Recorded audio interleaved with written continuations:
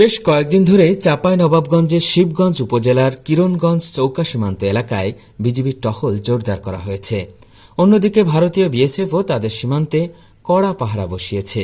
গেল শনিবার ভারতীয় বিএসএফের সঙ্গে এলাকাবাসীর মুখোমুখি অবস্থান করা একটা ভিডিও সোশ্যাল মিডিয়ায় ভাইরাল হয়েছে। এই এলাকার কৃষকদের অভিযোগ, বিএসএফরা সীমান্ত এলাকায় তাদেরকে দেখলেই ধরে নিয়ে যায়, কখনো কখনো গুলিও করে। বিএসএফ পাইলে গুলি করবে, ধরবে, মারবে, গাছে টাঙবে, এটা কিন্তু কাজ হচ্ছে না।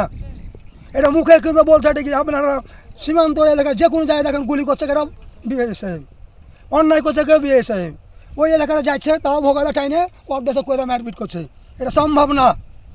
আমাদের দেশের লোক গ্যাস হাঁকি টানে নিয়েছে ওদের ওখানে, মারপিট করে গাছে টাঙছে। আর তারা মনে করেন অস্ত্র নিলে ঘুরে পালি ফট করে গুলি করে দেয় এবং ধরে পিঠে গাছে বাঁধে। এটা কিন্তু বন্ধ করা লাগবে অতি সত্বর। দুই সীমান্ত এলাকায় যেন শান্তি হয়ে যায়। তবে 5 আগস্টের পর বিএসএফ এর এমন আচরণ কোনোভাবেই মেনে নিতে চায় না এই এলাকার বাসিন্দারা। চাঁপাইনবাবগঞ্জ সীমান্তে কাঁটাতারের বেড়া দেওয়াকে কেন্দ্র করে উত্তেজনা বিরাজ করার পর থেকেই এখানকার মানুষেরা বিজিবির সাথে একতাবদ্ধ হয়ে বাংলাদেশের সীমান্ত পাহারা দিচ্ছে। ভারত যেন বাংলাদেশের 1 ইঞ্চি মাটিও দখল নিতে না পারে, সে আলোচনায় চলছে এই গ্রামের প্রতিটি চায়ের দোকানে। অতিরিক্ত আমরা বলতে তারা মানুষ যদি ঢুকে যাচ্ছে, তখন আমরা প্রতিরোধ করার চেষ্টা করি। সেই সময় আমরা সবাই মিলে একতাবদ্ধ যখন প্রতিরোধ করতে যাই, তখন ওদের একটা হাঁসটা এসে আমাদের পায়ে লাগার পরে দেখি পাটা কেটে গেছে। তখন আমি সহ প্রায় 5-7 জন আহত হয়েছে।